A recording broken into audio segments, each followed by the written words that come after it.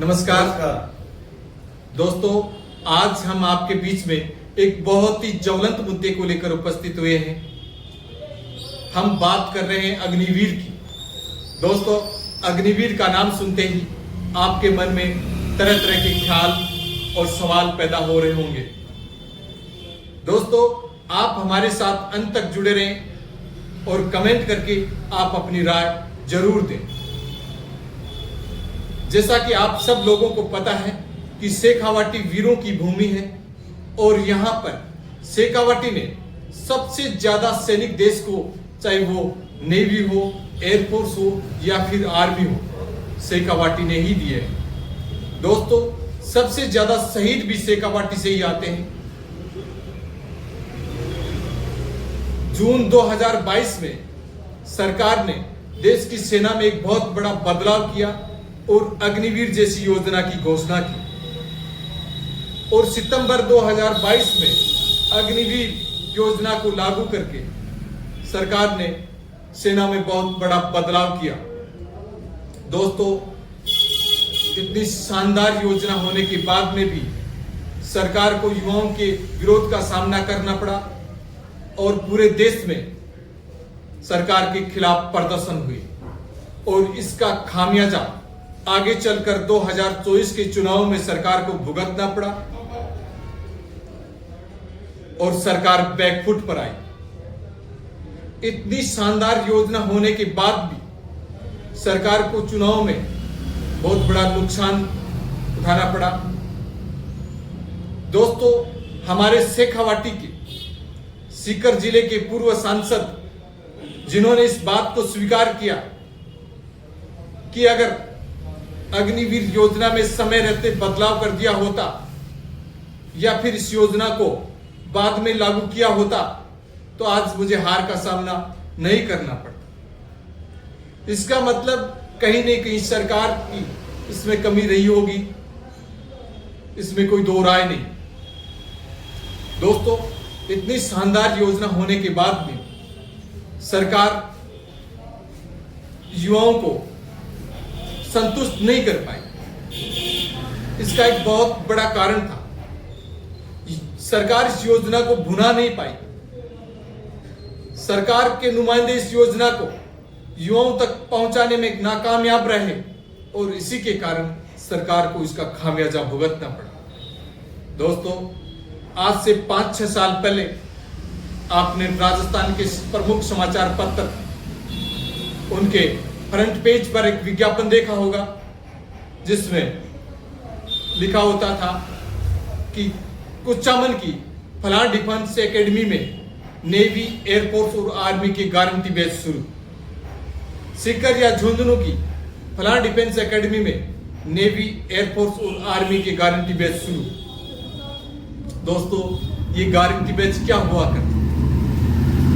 अब दोस्तों, मैं आपको यूं कहूं कि ये गारंटी बैच ही अग्निवीर है तो इसमें कोई अतिशयोक्ति नहीं हो। दोस्तों, गारंटी बैच में डिफेंस एकेडमी वाले 17.5 साल से 21 साल के युवाओं को भर्ती लेते थे। वहीं अग्निवीर में भी 17.5 साल से लेकर 21 साल की आयु के युवाओं को ही मौका दिया जाता है। दोस्तों, अग्निवीर में डिफेंस एकेडमी वाले अभिभावकों से मोटी रकम वसूला करते थे, वहीं पर सरकार अग्निवीर को मेहनताना देती है, तनख्वाह देती है। दोस्तों, डिफेंस एकेडमी में युवाओं को फिजिकल के लिए अच्छा ग्राउंड मिले, इस बात की कोई गारंटी नहीं हुआ करती थी। युवाओं को अच्छा प्रशिक्षित ट्रेनर मिले, इस बात की भी कोई गारंटी नहीं हुआ करती थी। लेकिन आपको पता है कि अग्निवीर को सेना के प्रशिक्षित कमांडो द्वारा प्रशिक्षण दिया जाता है, वहां पर अच्छा फिजिकल ट्रैक होता है। दोस्तों, अग्निवीर को सरकार अच्छा पौष्टिक आहार देती है, लेकिन डिफेंस एकेडमी में पौष्टिक आहार की कोई गारंटी नहीं हुआ करती थी। यहां तक कि जब दाल बनती थी तो दाल में दाल नजर नहीं आती। दोस्तों, अग्निवीर के लिए पौष्टिक आहार का विशेष ध्यान रखा जाता है। इसके साथ ही अग्निवीर को सेना की वर्दी दी जाती है, यहां तक कि उसको जूते भी उपलब्ध करवाए जाते हैं। दोस्तों, उसके बाद भी सरकार युवाओं को संतुष्ट नहीं कर पाई और इसका खामियाजा सरकार को भुगतना पड़ा। अब मेरे साथ में मेरे दोस्त यादव जी बैठे हैं, इनके भी कुछ सवाल हैं जो हम जानना चाहेंगे। तो यादव जी, आपके मन में क्या ख्याल है अग्निवीर को लेकर? आप क्या सोच रहे हैं? आप मेरी बात से कहां तक संतुष्ट हैं, आप बताइए। जी, मैं भास्कर जी आपकी बातों से संतुष्ट हूँ और मैं ये भी जानता हूँ युवा भी आपकी बात से संतुष्ट होंगे। लेकिन मेरा सवाल है कि क्यों इतनी अच्छी योजना सरकार ने लागू की फिर भी युवा को संतुष्ट नहीं कर पाई, क्या कारण रहा? आप युवाओं को और हमें बताइए। देखिए यादव जी, जैसे मैंने आपको पहले बताया कि सरकार इस योजना को भुना नहीं पाई, युवाओं तक पहुंचा नहीं पाई, इसके फायदे नहीं पहुंचा पाई। सरकार के नुमाइंदे इस योजना को युवाओं तक लेकर नहीं पहुंच पाए और इसका खामियाजा सरकार को भुगतना पड़ा। नहीं, मैं आपकी बातों से संतुष्ट हूँ, लेकिन सरकार का कहना है कि हमने बेरोजगारी खत्म की है। अग्निवीर लाके हमने ये बेरोजगार युवा था उनको रोजगार दिया है, तो आप इस बात से कहां तक संतुष्ट हैं? जी बिल्कुल, मैं आपकी बात पर आता हूं।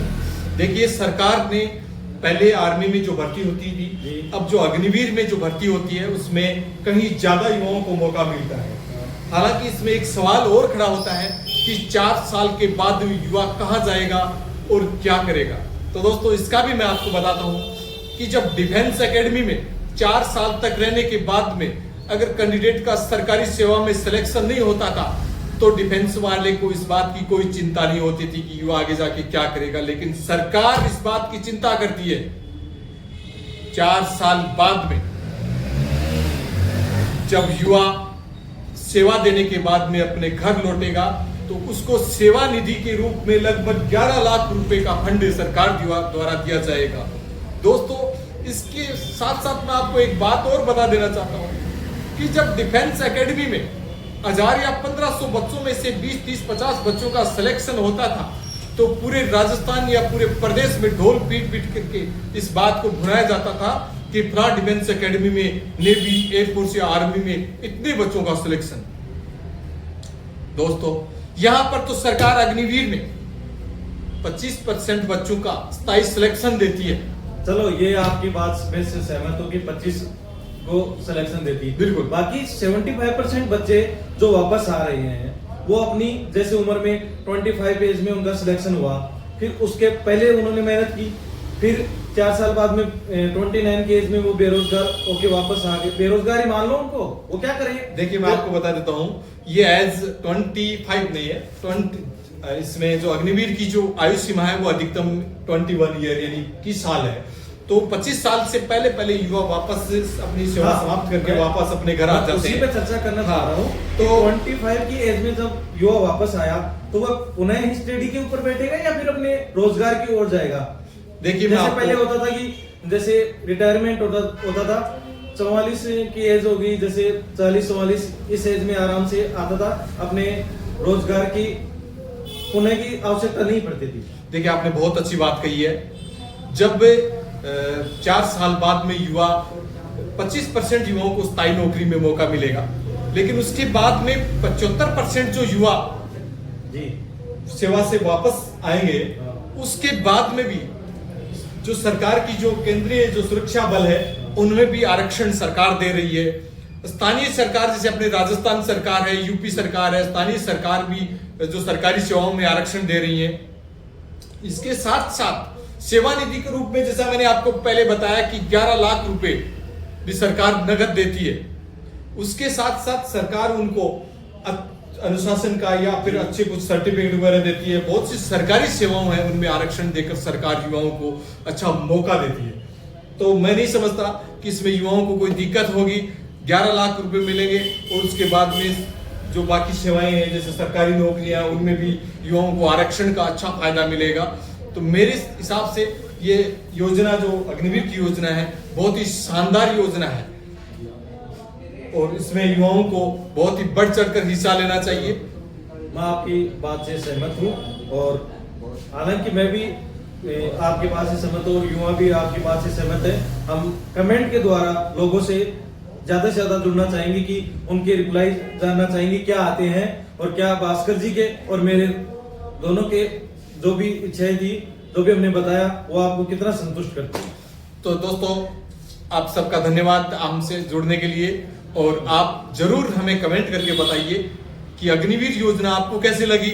और विशेष तौर से मैं एक बात कहना चाहूंगा, जो सेना से जुड़े हुए जो लोग हैं वो कमेंट करके अपनी राय जरूर दें। धन्यवाद। धन्यवाद।